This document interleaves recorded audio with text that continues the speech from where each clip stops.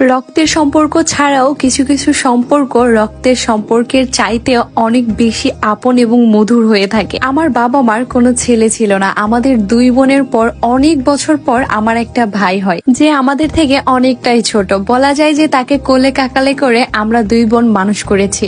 তাই আমাদের কাছে সে ভাই কম, সন্তানের মতো কিছুটা।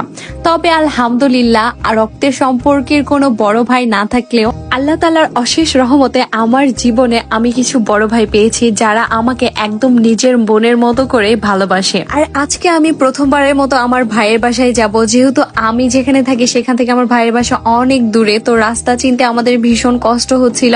আর আমার ভাইয়ের বাসা কিন্তু অনেক সুন্দর একটা জায়গায়, দেখতেই পাচ্ছেন কত সুন্দর নদী, আশেপাশের পরিবেশটা কত সুন্দর লাগতেছে, তাই না? আর গ্রামের মানুষ সত্যি ভীষণ আন্তরিক হয়।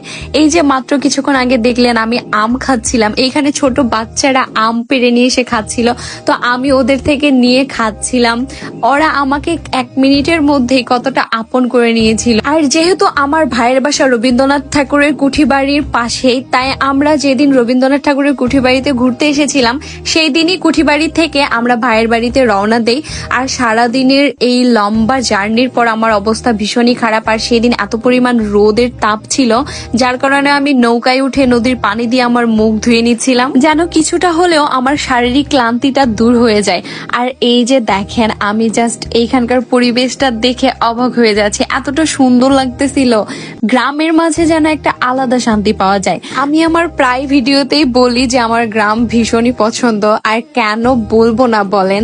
এই যে দেখেন এত সুন্দর প্রাকৃতিক দৃশ্যগুলা, এগুলা কি শহরে সচরাচর দেখা যায় বলেন? এই যে আকাশে কত সুন্দর মেঘ করেছে, সূর্য অস্ত যাচ্ছে, লোকজন সবাই যে যার মতো ধানের কাজ নিয়ে ব্যস্ত, কেউ ধান কাটতেছে, কেউ ধান বাসায় নিয়ে যাচ্ছে, কেউ খড় শুকানো নিয়ে ব্যস্ত। সবকিছু মিলিয়ে যেন অসাধারণ একটা সৌন্দর্য। তবে অন্যান্য দিনের তুলনায় আজকের আকাশটা অসম্ভব সুন্দর লাগতেছিল। এই জায়গা থেকে আকাশটা এতটা সুন্দর লাগতেছিল কি আর বলবো। আর দেখতে দেখতে আমরা চলে আসলাম আমার ভাইয়ের বাসার সামনে। আমার ভাই এখানে বসে আমাদের জন্য অপেক্ষা করতেছিল আমরা কখন আসবো। আর যেহেতু রোদের মধ্যে অনেকটা জার্নি করছি, আমি ভীষণই টায়ার্ড। আমি ভাইয়ের বাসায় এসেই জাস্ট হালকা করে হিলান দেওয়ার সাথে সাথে ঘুমিয়ে পড়ি। আর এইখানে আমার ঘুম ভাঙিয়ে দেওয়া হচ্ছিল, কারণ ভাইয়া অনেক অনেক নাস্তা নিয়ে এসছে আমাদের জন্য। এত দূরে এটা আমি কল্পনা করি নাই। বাইকে বসে তাও আস্তে আস্তে আমার অবস্থা শেষ। আর বাইকারের অবস্থা তাই কি আর বলার না। আর এই বাড়িটা একটু দেখাও, এটা হলো 60 বছর আগের বাড়ি। 60 বছর আগে এই বাড়িটা নির্মাণ করা হয়েছে। তো ভাইয়ের বাসায় আসার পরে দেখি আমার ভাইয়েরও একটা ছোট কিউট ভাই আছে। এই যে দেখুন বাচ্চাটা কতটা কিউট, তাই না? আর এইটা আমার ভাইয়ের জীবনের কিছু প্রাপ্তি।